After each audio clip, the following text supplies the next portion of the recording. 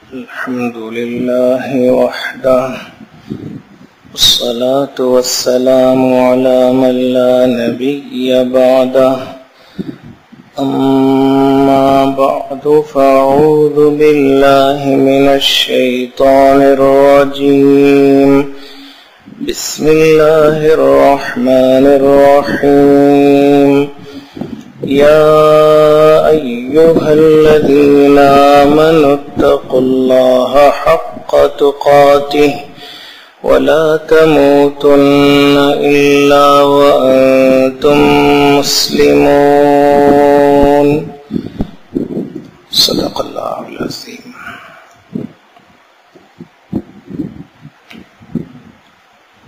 بزرگان محترم، برادران گرامی، ماہ رمضان کی بہت بڑی عظیم الشان نعمت کہ دراصل اسی نعمت کی وجہ سے یہ پورا رمضان امت کو ملا ہے. وہ نعمت شب قدر کی ہے، اور غور کرتے ہیں تو یہ بات معلوم ہوتی ہے کہ شب قدر ہی کی وجہ سے یہ سارے انتظامات ہوئے ہیں. روزہ رکھنے کا حکم، تراویح پڑھنے کا حکم، اور جتنی عبادتیں ہیں ان سب کا جو خلاصہ ہے وہ شب قدر کی نعمت کی شکر گزاری ہے. اور شب قدر قرآن پاک نازل ہونے کی وجہ سے اس کا مقام اور اس کی عظمت بہت اونچی ہو گئی کہ اللہ تبارک و تعالی نے لوح محفوظ سے آسمان دنیا پر شب قدر میں پورا قرآن نازل کیا. تو اس لیے وہ رات مقدس ہو گئی، اور اس رات کی وجہ سے یہ پورا مہینہ مقدس ہو گیا. تو مسلمانوں کی یہ بہت بڑی ذمہ داری ہے کہ جس رات کی وجہ سے تقدس حاصل ہوا ہے، عظمت ملی ہے، اس رات کو تلاش کیا کریں. اور قیمتی چیز تلاش سے ہی حاصل ہوتی ہے. اور یہ دنیا کا بھی قاعدہ ہے کہ جو بہت قیمتی چیز ہوتی ہے وہ سڑک پر نہیں ملتی، گلی کوچوں میں نہیں ملتی. اس کے لیے محنت کی ضرورت ہوتی ہے، پیسے خرچ کرنے ہوتے ہیں، پسینے بہانے ہوتے ہیں، رات دن یہ کرنے ہوتے ہیں، اور بہت ساری کوشش کرنی ہوتی ہے جب کہیں جا کر وہ قیمتی چیز حاصل ہوتی ہے. ہیرا ایک قیمتی سامان ہے، ایک قیمتی مال ہے. اور ہم میں سے بہت سے ایسے ہیں، 90-95% ایسے ہیں جو آج تک اس کی صورت بھی نہیں دیکھ پائے، اور اس کا چہرہ بھی نہیں دیکھ پائے کہ ہیرا کیسا ہوتا ہے. تو وہ بڑا قیمتی مال ہے، اس لیے وہ چھپا ہوا ہے. تو ایسے ہی شب قدر کو بھی رب تعالی نے چھپا دیا ہے تاکہ محنت سے حاصل کی جائے، اور اس کو حاصل کریں گے تو اس کی قدر ہو سکے گی. لیکن اللہ کا احسان کہیے کتنا بڑا احسان ہے کہ چھپا بھی دیا اور بتا بھی دیا.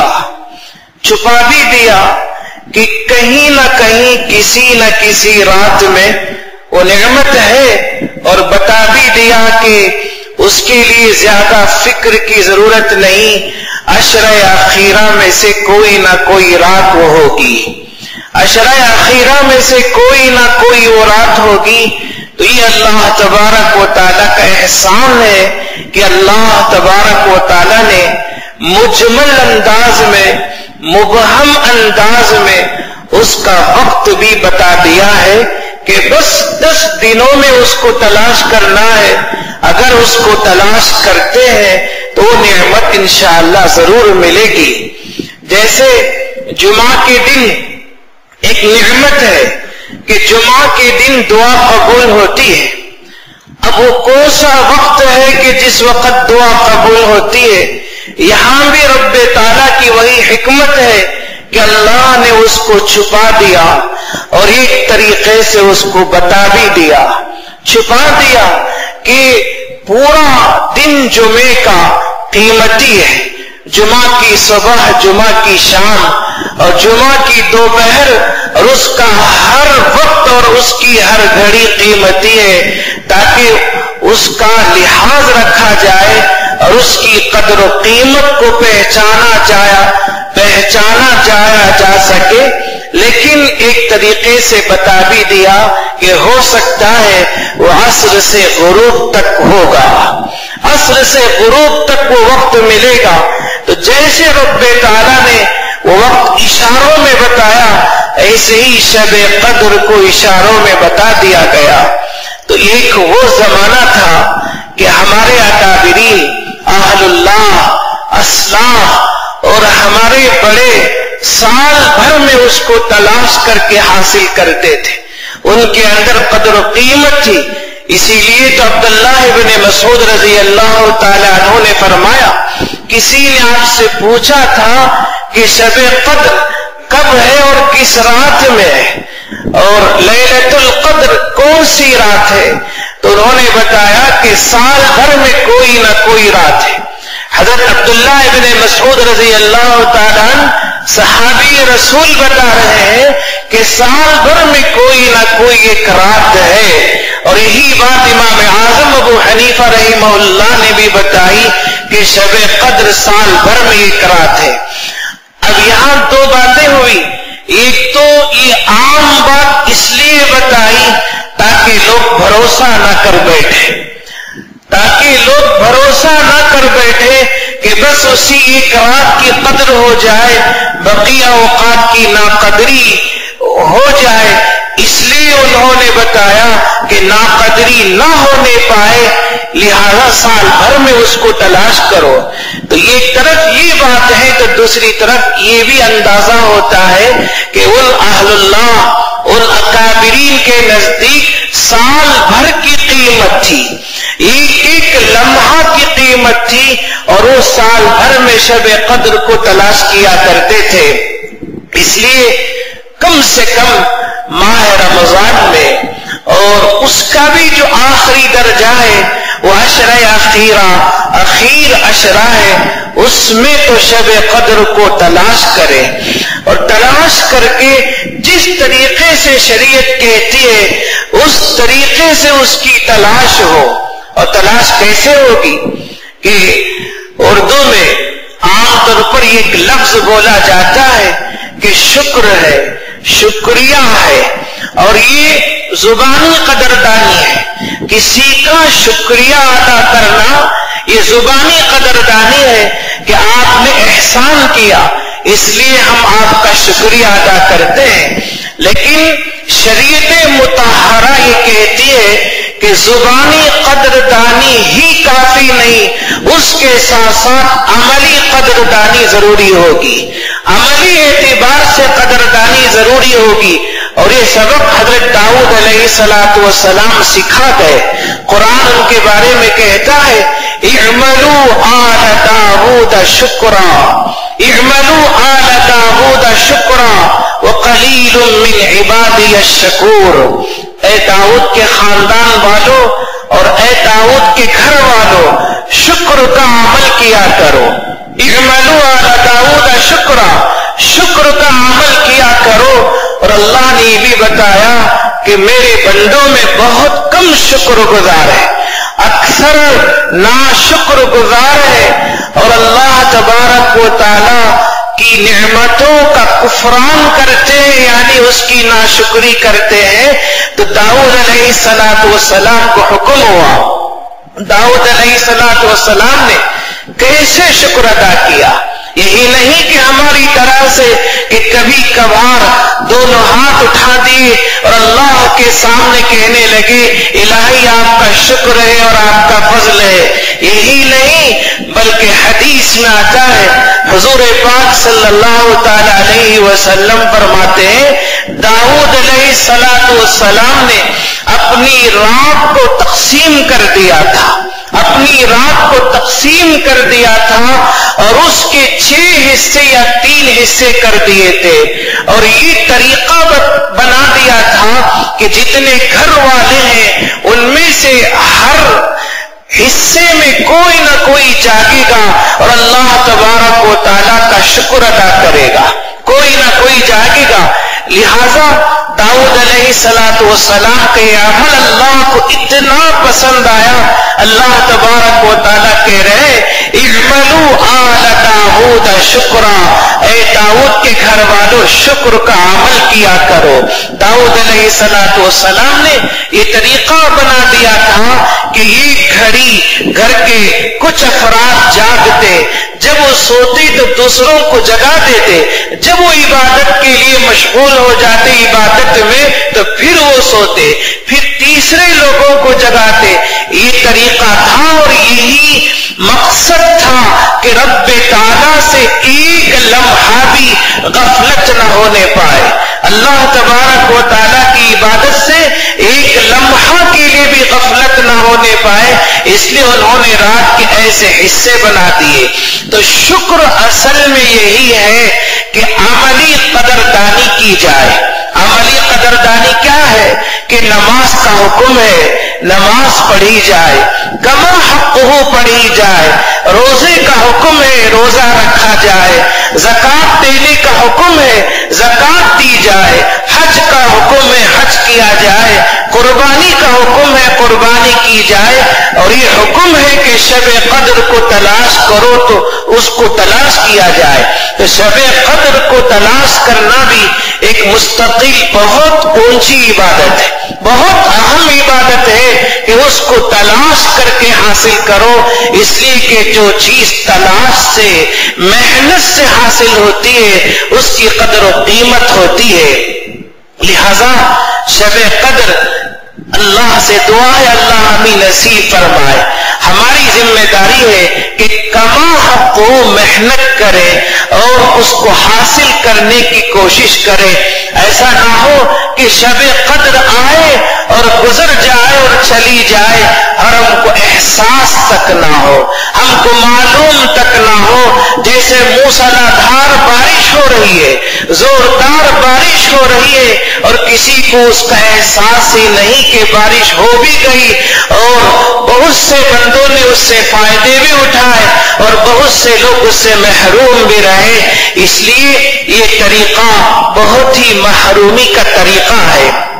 شب قدر کی تلاش کیسے کی جائے گی؟ جیسا کہ بتایا گیا کہ اللہ تبارک و تعالیٰ کی عملی شکر گزاری ہو، عملی شکر گزاری ہو، اور سب سے پہلے یہ ضروری ہے کہ رمضان المبارک میں کم سے کم یہ عہد کرے رب تعالیٰ سے کہ ہم گناہوں سے بچنا چاہتے ہیں، آپ بچا لیجئے۔ گناہوں سے بچنا چاہتے ہیں کہ علماء نے لکھا ہے کہ روزہ صرف پیٹ کا نہیں ہوتا، روزہ کانوں کا ہوتا ہے، آنکھوں کا ہوتا ہے، دل کا ہوتا ہے، زبان کا ہوتا ہے، کان کا ہوتا ہے، ناک کا ہوتا ہے، اور پورے اعضاء کا ہوتا ہے، پورے اعضاء کا روزہ ہوتا ہے۔ اور خود قرآن میں رب تعالیٰ یہ کہتے ہیں ان السمع والبصر والفؤاد کل اولئک کان عنہ مسئولا، کہ سمع کان کے بارے میں، بصر آنکھ کے بارے میں، والفؤاد اور دل کے بارے میں اللہ تبارک و تعالیٰ سوال فرمائیں گے۔ کان کا استعمال کہاں ہوا، آنکھوں کا استعمال کہاں ہوا اور دل کا استعمال کہاں ہوا؟ ان السمع والبصر والفؤاد کل اولئک کان عنہ مسئولا، ہر ایک کے بارے میں رب تعالیٰ کی طرف سے پوچھ ہوگی، سوال ہوگی۔ اس لیے ان نعمتوں کی قدر دانی یہی ہے، اور سب سے پہلا جو کام ہے وہ یہ ہے کہ ہم اپنے اعضاء کو گناہوں سے بچائیں، گناہوں سے بچائیں۔ اور جب تک گناہوں سے نہیں بچائیں گے، جب تک گناہوں سے نہیں بچائیں گے، اس وقت تک کسی بھی نعمت سے صحیح معنی میں لذت حاصل نہیں ہو سکتی، اس سے لطف اندوز نہیں ہو سکتے۔ علماء نے اس کی مثال چراغ سے دی ہے۔ جیسے پہلے زمانوں میں، پچھلے زمانوں میں چراغ جلتا تھا، اس کے لیے تیل بھی ہوتا تھا اور اوپر سے شیشے کی بھی ضرورت ہوتی تھی، دونوں کام ہوتے تھے کہ اس کے لیے تیل کی ضرورت ہے اور اوپر سے شیشہ ضروری ہے کہ اس کے اوپر شیشہ لگایا جائے۔ یہ دو چیزیں کیوں ہیں کہ شیشہ اس لیے ہے تاکہ آس پاس کی جو آفتیں ہیں، آس پاس کی جو مصیبتیں ہیں، ان سے یہ چراغ محفوظ رہے۔ اور تیل اس لیے ضروری ہے کہ جب تک تیل نہیں ہوگا یہ بتی جلے گی نہیں اور یہ چراغ جلے گا نہیں۔ لہذا اعمال تو کر رہے ہیں، اعمال تو کر رہے ہیں۔ اس کی مثال علماء نے تیل کے ساتھ دی ہے کہ تیل تو مہیا ہے، تیل تو دستیاب ہے، لہذا اعمال کر رہے ہیں، روزہ بھی ہے، نماز بھی ہے اور دیگر عبادتیں بھی ہو رہی ہیں، لیکن گناہوں سے بچنے کا اہتمام نہیں، تو یہ ایسا چراغ ہے کہ اس کے اوپر شیشے کا انتظام نہیں ہے۔ لہذا تیل ہوتے بھی ہوا کا کوئی نہ کوئی ایک جھونکا آئے گا اور اس جلتے ہوئے چراغ کو بجھا دے گا، اس جلتے ہوئے چراغ کو بجھا دے گا اور وہ چراغ جل نہیں پائے گا۔ تو جہاں تیل کی ضرورت ہے وہاں شیشے کی بھی ضرورت ہے تاکہ یہ جلتا ہوا چراغ محفوظ رہے۔ اس لیے جو پہلا کام ہے وہ گناہوں سے اپنے آپ کو بچانا ہے، اور گناہوں سے اپنے آپ کو بچائیں گے تو پھر اس کے بعد ہی عبادت کی لذت اور اس کا حقیقی لطف حاصل ہوگا۔ گناہوں سے بچائیں، نیک صحبت حاصل کریں، مسجدوں کو لازم پکڑیں۔ شریعت یہ نہیں کہتی کہ 24 گھنٹے مسجد میں رہے، شریعت یہ کہتی ہے کہ بازار میں بھی ہو تو اس کے کان اذان کی طرف ہو، بازار میں بھی ہو تو اس کے کان اذان کی طرف ہو۔ شریعت مطہرہ کا یہ حکم ہے کہ تجارت کے وقت پر تجارت کی جائے، ملازمت کے وقت پر ملازمت کی جائے، جو اور کام ہے وہ سب اپنے وقت پر ان سب کو انجام دیا جائے، لیکن جب اللہ کی طرف سے ندا ہو، بلاوا ہو اور دعوت ہو جائے تو اس کی طرف لگ کے اور اس کی ادائیگی کا اہتمام کیا جائے۔ اس لیے گناہوں سے بچنے کے بعد عبادتوں کا اہتمام ضروری ہے۔ ہم یہ دیکھیں کہ ہمارا وضو صحیح ہے یا نہیں، ہماری نماز صحیح ہے یا نہیں، اور ہمارا روزہ صحیح ہے یا نہیں، زکوٰۃ صحیح ہے یا نہیں۔ ان عبادتوں کا جائزہ لیں اور ایک ایک عبادت کو درست کریں گے، انشاءاللہ رمضان کی برکتوں سے، شب قدر سے وافر حصہ ملے گا۔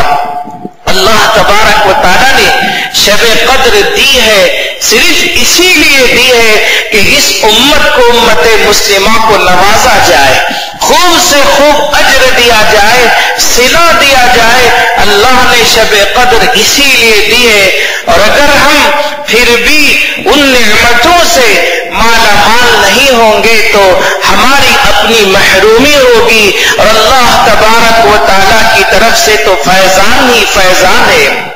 اس لیے گناہوں سے بچنے کا اہتمام ہو۔ میں نے خطبہ میں آیت پڑھی، یا ایھا الذین آمنوا اتقوا اللہ حق تقاتہ ولا تموتن الا وانتم مسلمون۔ اللہ فرماتے ہیں اے ایمان والو، ڈرو اللہ سے جیسے اس سے ڈرنے کا حق ہے، جیسے اس سے ڈرنے کا حق ہے، اور تم تم نہیں مرو گے اور تمہارا انتقال نہیں ہوگا مگر مسلمان ہونے کی حالت میں، الا وانتم مسلمون۔ علماء نے لکھا ہے مومنون نہیں کہا بلکہ مسلمون کہا۔ اس میں کیا راز ہے؟ تو راز یہ ہے، علماء نے لکھا ہے کہ ایمان اور اسلام میں فرق ہے۔ ایمان کہتے ہیں باطنی عبادت کو، یعنی باطنی اعتبار سے مان لینے کو۔ ایمان نام ہے مان لینے کا۔ ہم نے مان لیا کہ اللہ ایک ہے، اس کا کوئی شریک نہیں، وہ تنہا ہے۔ ہم نے یہ بات مان لی، اس کے رسول ہے اور اس کے فرشتے ہیں، اس کی کتابیں ہیں، اس کی تقدیر بھی برحق ہے۔ یہ سب باتیں ہم نے کما حق کو مان لی اور سرے منہ بال برابر اس میں فرق نہیں کیا تو مومن تو ہو گیا۔ مومن ہے لیکن مسلمان کسے کہیں گے؟ مان لینے سے مومن ہو جاتا ہے، اور علماء نے لکھا ہے عمل کرنے سے مسلمان ہوتا ہے، عمل کرنے سے۔ لہذا جب اس نے ایمانیات کی تصدیق کی، تمام ایمانیات کو اس نے مان لیا، ایمانیات کی کما حق کو اس نے تصدیق کی کہ ہر چیز کو اس نے مان لیا، کسی میں سرے منہ فرق نہیں کیا اور خلل آنے نہیں دیا تو مومن تو ہو گیا۔ اب مسلمان ہونا ہے، مسلمان ہی ہے کہ اعمال ظاہرہ کو انجام دے۔ اعمال ظاہرہ یعنی جتنی عبادتیں ہیں، نماز، روزہ، حج، زکوٰۃ وغیرہ، ان سب کو انجام دے گا تو مسلمان ہوگا۔ اب اللہ تبارک و تعالی اشارہ کر رہے ہیں، ارشاد فرما رہے ہیں، یا ایھا الذین آمنو، یعنی اپنے لوگوں سے خطاب ہے، دوسروں سے نہیں۔ اپنے لوگوں سے خطاب ہے اور اپنے گھر والوں سے خطاب ہے، اندر والوں سے خطاب ہے۔ اللہ اپنے لوگوں سے کہہ رہے ہیں کہ اتقوا اللہ حق تقاتے، کہ تم جیسے اس سے ڈرنے کا حق ہے ویسے ڈرا کرو، کہ تم نے مان لیا، تصدیق کر لی، ایمانیات پر تمہارا ایمان اور یقین ہے، اب تم اسلامیات کو بھی انجام دو، یعنی مسلمان ہونے کا ثبوت دو اور اسلام کے جتنے اعمال ہیں ان کو کیا کرو۔ تو اب اللہ فرماتے ہیں کہ جیسے ڈرنے کا حق ہے ویسے ڈرا کرو۔ کیسے حق ہے؟ فرماتے ہیں کہ تم نہیں مرو گے مگر مسلمان ہو کر، یعنی اسلام کی حالت میں مرو گے۔ ایمان تو الحمدللہ ہے، اب اسلام کی حالت میں انتقال ہو جائے، جیسے اگر نماز کی حالت میں کسی کا انتقال ہو جائے تو پوری دنیا تعجب کرتی ہے، اور سجدے کی حالت میں کسی کا انتقال ہو جائے تو پوری دنیا تعجب کرتی ہے اور اس کو نہایت نیک سمجھتی ہے کہ سجدے میں اس کا انتقال ہو گیا۔ اللہ کا مقرب بندہ ہے، قریب بندہ ہے، اللہ تبارک و تعالیٰ کی اس کو نزدیکی حاصل ہے۔ تو ایسے ہی شب قدر کی تلاش میں اگر انتقال ہو جائے، یہ مفہوم ہے جو اللہ تبارک و تعالیٰ بیان کرنا چاہتے ہیں کہ اعمال کرتے کرتے تمہارا انتقال ہو جائے، کوئی نہ کوئی عمل کر رہے ہو۔ اس کی بہت سی مثال ہے، جیسے کوئی سفر حج پر ہے، سفر حج پر ہے، اب یہ جو سفر حج ہے یہ پورا سفر عبادت ہے، وہ سو رہا ہے، جاگ رہا ہے اور وہ کوئی اور کام کر رہا ہے بشرطے کہ گناہ کا کام نہ کرے، یہ پورا سفر عبادت ہے۔ طلب علم، دین کا علم حاصل کرنے کے لیے نکلا ہوا ہے تو یہ پورا سفر عبادت ہے۔ ایسے ہی جہاد کے لیے، تبلیغ کے لیے نکلا ہوا ہے تو یہ پورا سفر عبادت ہے۔ جیسے کسی بھی ملک کی سب سے بڑی جو اہمیت ہوتی ہے وہ اس کی فوج کی ہوتی ہے، اس کی فوج کی ہوتی ہے، لہذا فوجیوں کی تنخواہ بھی زیادہ ہے اور ان کی عزت بھی زیادہ ہے۔ فوج اگر سو بھی رہی ہو، جب بھی اگر وہ غفلت نہیں کر رہی ہے، فوج اگر سو بھی رہی ہے تو حکومت کی نظر میں مجرم نہیں، اس لیے کہ دوسرے وقت میں اس کو اپنا کام کرنا ہوگا اور وہ اپنے فریضے کو انجام دے گی۔ تو فوج کی اتنی قدر اسی لیے ہے کہ وہ سرحد کی حفاظت کرتی ہے، وہ سرحد کی حفاظت کرتی ہے اور وہ مستقل کام کے اندر لگی ہوئی ہے. تو رب تعالیٰ یہی چاہتے ہیں وَلَا تَمُوتُنَّ إِلَّا وَأَنْتُمْ مُسْلِمُونَ کہ تمہارا انتقال اسلام کی حالت میں ہو جائے، اسلام کی حالت میں ہو جائے. اور اسلام کی حالت میں ہونے کی ایک مثال ہی اعتکاف ہے اور شب قدر کی تلاش ہے کہ اگر اعتکاف میں رہے گا، شب قدر کی مستقل تلاش ہوتی رہے گی، وہ جو بھی کام کرے گا بشرطے کہ وہ گناہ نہ ہو، رب تعالیٰ اس کو ثواب دیں گے. وہ سو رہا ہے تو ثواب ملے گا، اور دوسرا کوئی کام کر رہا ہے رب تعالیٰ اس کو ثواب دیں گے، اس لیے کہ وہ سب کچھ قربان کر کے رب تعالیٰ کے گھر میں اور اس کے دربار میں آ کے پڑا ہے، اور اس کی بارگاہ کا ایک ادنا ملازم اور فقیر ہو گیا ہے کہ گویا وہ اپنی زبان حال سے یہ کہتا ہے کہ اے اللہ میں آپ کا مہمان ہوں اور آپ میرے میزبان ہیں، آپ کا میں مہمان ہوں اور آپ میرے میزبان ہیں. جیسے میزبان قدر کیا کرتا ہے مہمان کی، ایسے ہی رب تعالیٰ کے یہاں قدر ہوتی ہے شب قدر کو تلاش کرنے والوں کی. تو شب قدر کی تلاش اعتکاف کے ذریعے سے کیا جائے، اور اس کی تلاش ہو اعتکاف کے ذریعے سے. اور اعتکاف کے فضائل تو بہت سارے ہیں اور اکثر و بیشتر تو جانتے ہی ہیں، مگر میں اتنی بات کہنا چاہتا ہوں. ابن ماجہ کی روایت ہے، عبداللہ ابن عباس رضی اللہ تعالیٰ عنہما راوی ہے، رسول اللہ صلی اللہ علیہ وسلم نے فرمایا معتکف کے بارے میں هو يعتكف الذنوب ويجرى له من الحسنات كعامل الحسنات كلها. فرمایا کہ معتکف گناہوں سے بچتا ہے. کیوں؟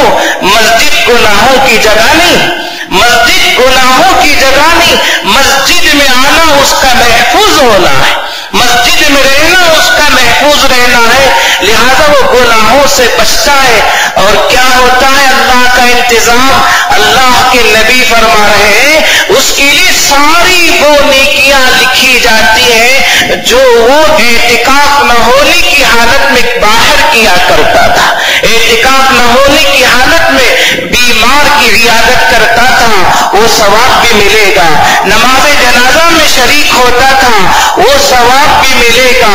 اور کسی کی خیر خبر لیا کرتا تھا، وہ ثواب بھی ملے گا. جتنے وہ نیک کام کیا کرتا تھا اور اعتکاف کی وجہ سے نہ کر پائے، وہ سارے ثوابات اللہ تبارک و تعالیٰ اس کو دیں گے.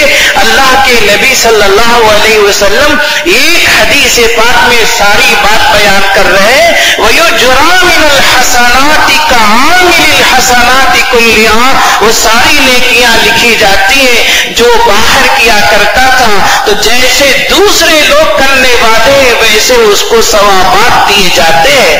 اس لیے اعتکاف کے ذریعے سے شب قدر کی تلاش کرے اور اس کو تلاش کیا کرے. اور جو اعتکاف کسی وجہ سے کر نہیں پاتے ان کی بھی یہ ذمہ داری ہے کہ وہ راتوں کو غفلت کے ساتھ نہ گزارے اور دنوں کو غفلت کے ساتھ نہ گزارے. یہ بہت قیمتی لمحات ہیں جو اللہ تبارک و تعالیٰ کی طرف سے عنایت کے اور مہربانی کے طور پر ملے ہوئے ہیں. پچھلی امتوں کی عمریں تو بڑھا دی گئی لیکن پچھلی امت کو شب قدر نہیں دی گئی، پچھلی امت کو رمضان نہیں دیا گیا، اور اس امت کی عمر تو کم رکھی لیکن اللہ نے شب قدر دے دی کہ ایک رات میں 1000 سال کا مقابلہ ہے، ایک رات میں 1000 سال کے مقابلہ کی طاقت ہے. اس لیے خدا اپنے اوپر رحم کرے اور رمضان میں جو واقعات ہے سیل فون سے متعلق اور دیگر اور چیزوں سے متعلق ان واقعات سے اور جو بےہودہ چیزیں ہیں ان سب سے اپنے آپ کو بچائیں اور رمضان میں رب تعالیٰ کی مہربانیوں کی قدر کریں. اس لیے کہ اللہ کے یہاں یہ بھی ضابطہ ہے کہ جیسے اہم دنوں میں اور مبارک اوقات میں اللہ تبارک و تعالی اعمال کی قیمت بڑھا دیتے ہیں، ایسے اللہ کا یہ بھی ضابطہ ہے کہ گناہ کرنے پر اس کا گناہ بھی بہت زیادہ ہوتا ہے، ناقدری بھی بہت زیادہ ہوتی ہے۔ عبداللہ ابن عباس رضی اللہ تعالیٰ عنہ یہی تو فرماتے ہیں کہ طائف میں 50 گناہ کرنا آسان ہے بنسبت مکہ میں ایک گناہ کرنے کے، مکہ المکرمہ میں ایک گناہ کرنے کے، اس لیے کہ مقام افضل ہے۔ جب اجر زیادہ ہے تو اس کی طرف سے عذاب بھی زیادہ ہے، عذاب بھی زیادہ ہے۔ تو یہ نہ سمجھے کہ رمضان ہے ہم آزاد ہیں، ہم جیسے چاہے ویسے رہ سکتے ہیں اور جو چاہے وہ کر سکتے ہیں، نہیں، ان اعمال کی اگر ناقدری ہوگی رب تعالیٰ کے یہاں ہم سب سے بڑے مجرم قرار پائیں گے اور جرم بھی بڑا لکھا جائے گا۔ اس لیے اللہ تبارک و تعالیٰ کے احسانات کی قدر کرتے ہوئے اللہ تبارک و تعالیٰ سے خوب گڑ گڑا کر دعائیں کریں۔ اور یہ بات بھی میں بتانا چاہتا ہوں کہ ہم مسلمانوں کی بے حسی ہے، ہائے افسوس کہ باہر کے حالات بہت خراب ہیں، باہر کے حالات بہت نازک ہیں اور پوری دنیا مسلمانوں کے خلاف ہے اور ہر جگہ حملے ہو رہے ہیں اور بہت سی جگہوں میں سازشیں ہو رہی ہیں مسلمانوں کو ختم کرنے یا اسلامیات کو ختم کرنے، اذانوں کو ختم کر دینے، بہت ساری چیزوں سے متعلق سازشیں ہو رہی ہیں اور ہم تو اپنی غفلت میں ہے کہ ہمیں کچھ نہیں ہوگا اور اسلام کو ہو تو ہو، ہمارے اوپر کوئی آنچ نہ آئے۔ یہ ہماری غفلت اور یہ ہماری بہت ہی کوتاہی ہے کہ ہم اللہ تبارک و تعالیٰ کے یہاں بہت بڑے مجرم قرار پائیں گے۔ کم سے کم ان دنوں میں دونوں ہاتھوں کو اٹھائیں اور رب تعالیٰ سے دعا کریں، الہی پوری کائنات آپ کی 2 انگلیوں کے درمیان ہے، پوری کائنات آپ کی 2 انگلیوں کے درمیان ہے، آپ جیسے چاہتے ہیں ویسے موڑ دیتے ہیں اور جو فیصلہ ہوتا ہے اسی کے مطابق عمل ہوتا ہے۔ لہذا مسلمانوں کے حق میں اے اللہ بہتر ایام لائیے، بہتر دن اور بہترین رات لائیے، اللہ کے حضور رو کر گڑ گڑا کر دعا کریں اور اللہ سے معافی چاہے، جتنی توبہ ہوگی اللہ کے حضور اللہ تبارک و تعالیٰ کے فیصلے بھی اسی قدر بہتر سے بہتر ہوں گے۔ اللہ سے دعا ہے ان باتوں پر ہم سب کو کما حق و عمل کی توفیق عطا فرمائے، آمین۔